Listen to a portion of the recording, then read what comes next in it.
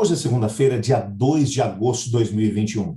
E o tema que estudaremos na nossa lição da Escola Sabatina será Escolhendo uma Nova Direção. Você está no canal Eu Estudo a Lição com o pastor Samuel Camilo.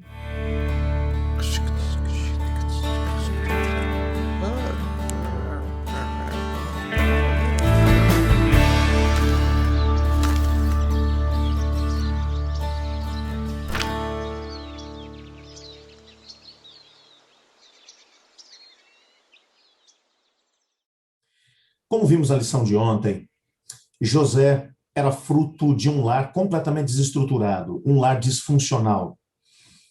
Quando analisamos a experiência dos seus irmãos, do seu pai, do seu avô, do seu bisavô, percebemos que muitos dos problemas que foram vivenciados pelas gerações anteriores se perpetuaram e se potencializaram dentro da sua família.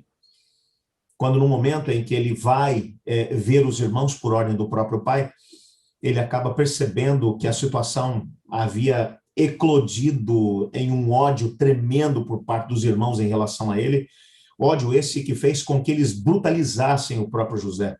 José deve ter apanhado muito dos irmãos, então finalmente foi lançado dentro de uma cisterna seca, e isso porque Rúben, o filho mais velho, intercedeu por ele, tentando de alguma maneira minimizar a situação, dizendo, vamos dar uma lição nele, mas matar não, porque ele é nosso irmão. Enquanto Rúben saiu para poder fazer alguma coisa, Judá teve a ideia de vendê-lo como escravo para uma caravana de comerciantes de pessoas, de traficantes de pessoas, ismaelitas que estavam seguindo em direção ao Egito. E José foi vendido pelos próprios irmãos como escravo. O que deve ter levado José a entender daquele momento? O nosso guia de estudos hoje vai trazer um texto um tanto quanto longo, do livro Patriarcas e Profetas, nas páginas 213 e 214.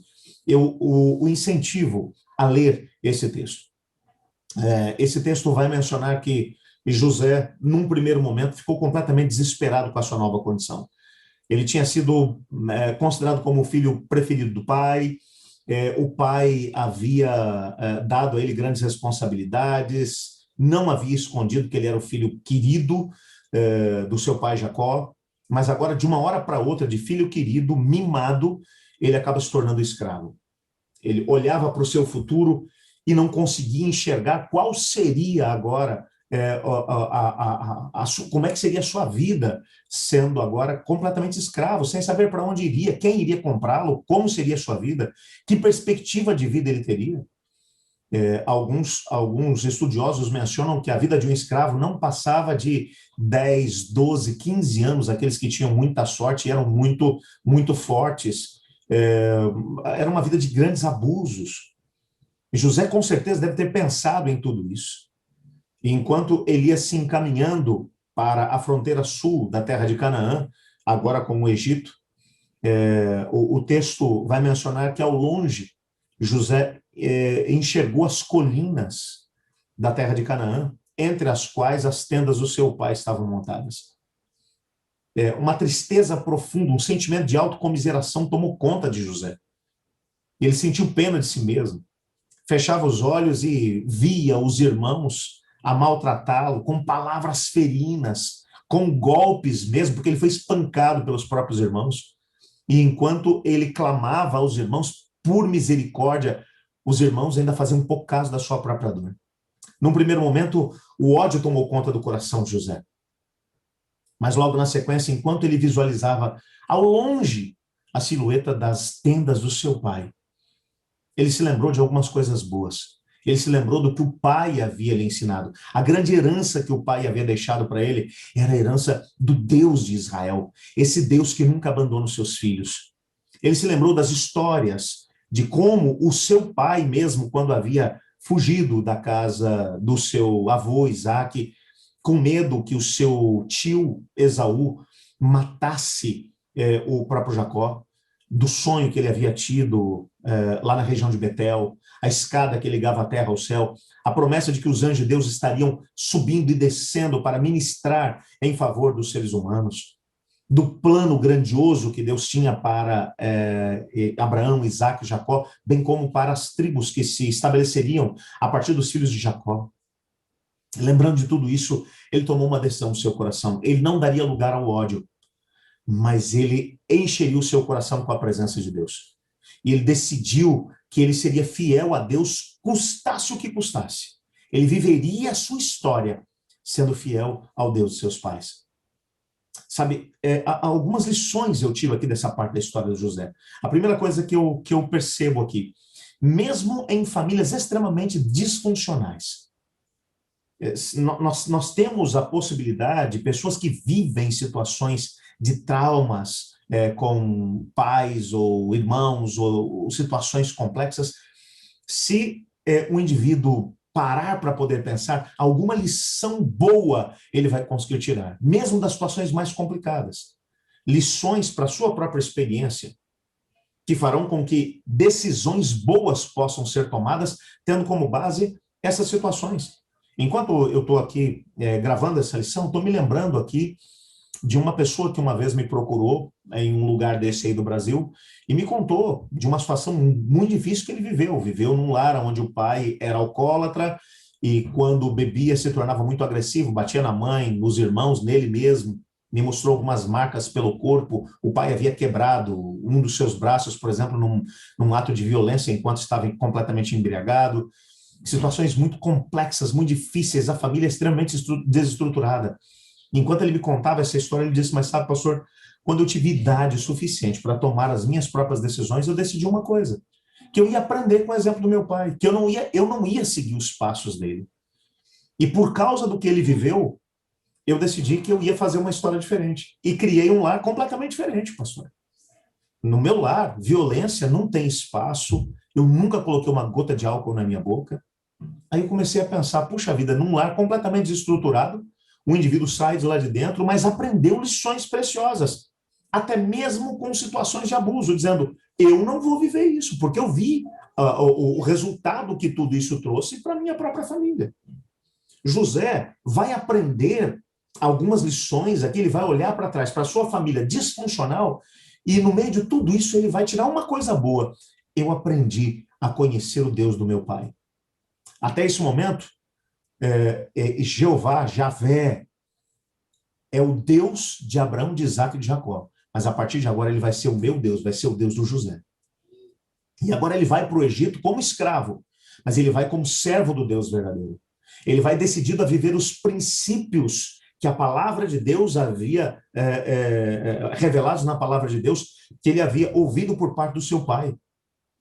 E ele vai para o Egito e você percebe que, a partir desse momento, as lutas que ele vai enfrentar enquanto escravo, depois como prisioneiro e, ao mesmo tempo, como governador, ele vai enfrentar cada uma delas tendo como base o assim diz o Senhor. Ele vai viver os princípios da palavra de Deus. Princípios esses que ele havia aprendido na casa do seu pai. Uma lição preciosa que nós podemos... A segunda lição preciosa que a gente pode tirar aqui dessa parte da história de José é que a nossa vida é reflexo das decisões que nós tomamos. Nós não podemos, algumas pessoas às vezes dizem, não, eu sou assim porque eu sofri lá atrás com abusos, eu sofri lá atrás por causa, eu não recebi amor, eu não recebi carinho, por isso que eu sou bruto, eu sou duro desse jeito. Quando a gente olha para a história bíblica, a gente percebe que muitos personagens da Bíblia que passaram por situações probantes, e esse é o caso do José. Ele não permitiu que aquilo que ele sofreu por parte dos irmãos o influenciasse a viver um caminho para que ele pudesse agora usar essas situações de abuso que ele sofreu como muleta, para que ele mesmo vivesse uma vida desregrada, uma vida deixando que o seu coração ficasse amargurado e estragado. Ele decidiu. O maior poder que nós temos em nossas mãos é o poder da decisão. Irmãos, todas as vezes que as dores, as angústias e mesmo o ódio, o ressentimento, a mágoa enchem o nosso coração, nós somos livres para poder escolher deixar que eles continuem crescendo no nosso coração ou de decidir perdoar. Há algum tempo atrás eu conheci uma moça, também num lugar desse aí do Brasil, ela veio conversar comigo depois de uma mensagem que eu havia feito, e me disse, pastor, eu fui abusada pelo meu pai durante 12 anos. E quando eu tomei coragem para poder conversar com a minha mãe e contar para ela, ela ainda olhou para mim e disse assim, isso é culpa sua. E eu ainda recebi uma surra da minha mãe por conta disso. E os abusos pararam porque 2 anos depois eu fugi de casa. Pastor, eu odeio com todas as forças o meu pai. E como consequência disso, obviamente, ela tinha agora sérios traumas, sérias lutas. E eu trabalhei com ela para que ela aprendesse a perdoar esse pai. Mas ele não merece. Eu falei assim, não, mas não é, você não vai perdoar porque ele merece. Você vai perdoar porque você não merece continuar sofrendo pelos abusos que você teve lá atrás. E o poder de perdoar está nas suas mãos. E no momento em que você conseguir perdoar, você vai ser capaz de dar um passo além na sua própria história. Essa amargura, esse ressentimento vão influenciar a sua própria família. Ela já está influenciando, pastor. Eu digo, então rompa com isso.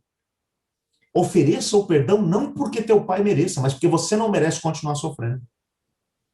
Fiquei muito feliz quando depois ela me contou, pastor, eu tirei um peso dos meus ombros. Perdoei meu pai, o abusador. Perdoei. É lógico que foi mais difícil que ela conseguir perdoar a própria mãe, que deveria tê-la protegido, e muito pelo contrário, não o fez, mas ela foi trabalhando um conceito atrás do outro e conseguiu perdoar o pai e a mãe. Quando ela fez isso, a vida dela se modificou. Se modificou porque agora ela não permitia mais que o passado doloroso dela continuasse a influenciar o seu presente. Às vezes, nós nos escondemos atrás de abusos que foram cometidos contra nós, dentro da própria família, por aqueles que deveriam nos proteger e nos amar. E isso acaba se reverberando na nossa própria vida, bem como na vida dos nossos filhos, daqueles que estão à nossa frente. E com isso, eu não estou dizendo a você que a gente deve deixar que os abusadores continuem a abusar ou coisa parecida. Não, não é isso que eu estou dizendo.